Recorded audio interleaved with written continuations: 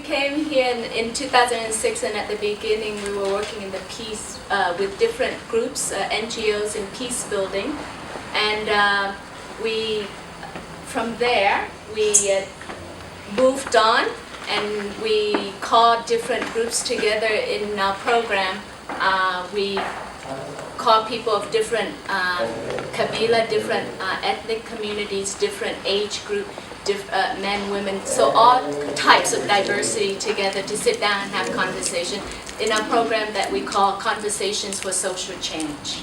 So our Conversations for Social Change has 4 principles, and we explain it to all the participants. The first principle being that of spirituality. That's why we always start our time together in our conversation, groups of 10 people or less, with silence, with 5 minutes of silence to bring our spirit together in this space, to create a safe space also, so that everybody can come together.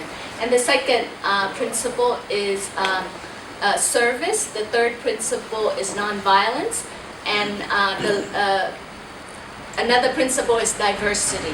The other thing is we do not have tables in front of us because we believe that kind of cuts our relationship. We want to have an open conversation with one another. So we sit together without tables in front of us, but a small table, what we call our hospitality table. It's like inviting friends into your living room or into your home. You have a nice table with nice, and on that table we put a candle or a lamp, and we light it to represent the fire, because Africans sit around the fire and tell stories. Of course, we can't set a fire in the middle of the room or whatever, but we have some representation of the fire that we sit around. So we feel all of this is important to creating that safe space. Marita talked about it this morning. Sia and Zhang mentioned it. We want to create that safe space where everybody feels welcome to make their contribution. Because we feel the most important thing is every single person, everybody has a voice, everybody has a contribution to make. So we do it in 2 stages. The first is, of course, we've started with silence. That gets everybody completely present in the room, and to that place where we can share on the human spirit. I'd like to appreciate Doctor's input this morning on dialogue, because very much of what he said is what we use and what we encourage in our process, but we stay away from the word dialogue and we use conversation. Because for me, dialogue is like invokes 2 sides. But there's so many other voices in the room.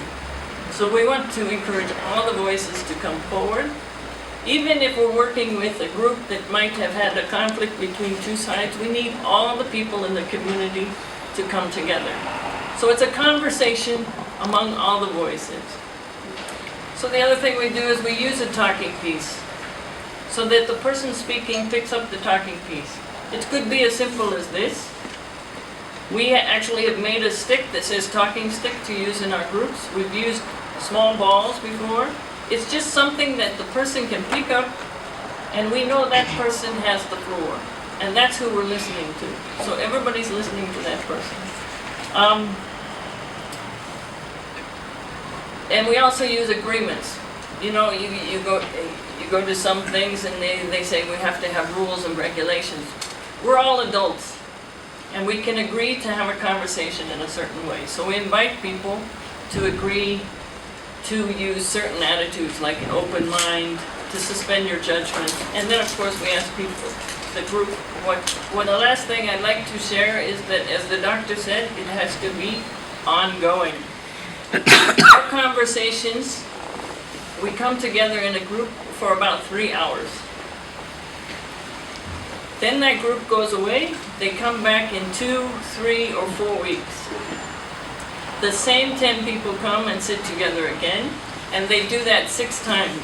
So this group can meet together for anywhere from 4 to 6 months.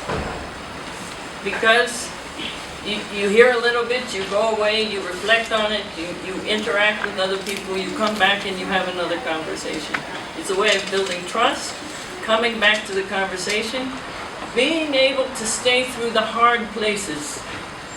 Because sometimes there's going to be hard places, we go away a little bit, we come back. Only 10 people or less, and so therefore we needed a number of groups.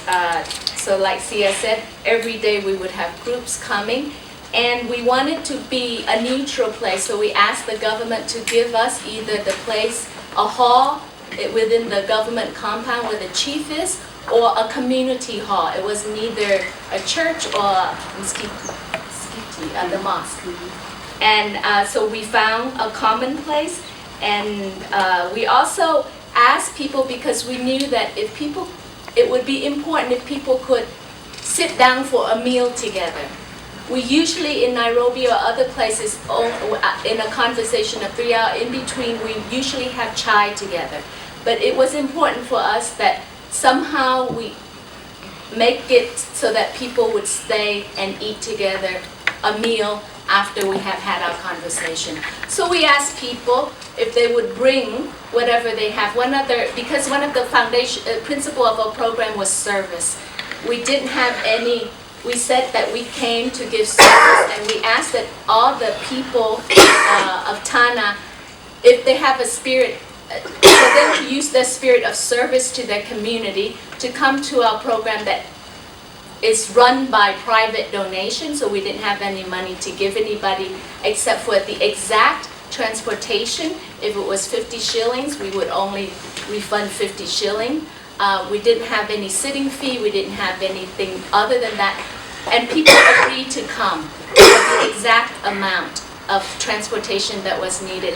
And we also asked, would you please bring either milk, or if you're from the community pastoralist community, to bring either milk, or to bring, if you're from an agriculturalist community, to bring your produce, to bring mboga, to bring vegetables. And we would then buy these, and then we would cook a meal for at the end of our conversation, we would sit down and eat together. Because relationship is key to our program, Mahusiano.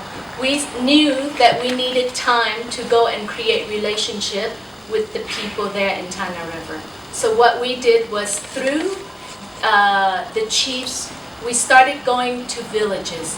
We started going to one village after another. We visited 2 divisions, the Kipini division and the Tarasa division. So from there, we went to visit Chamwanamuma, we visited Nduru, Semika.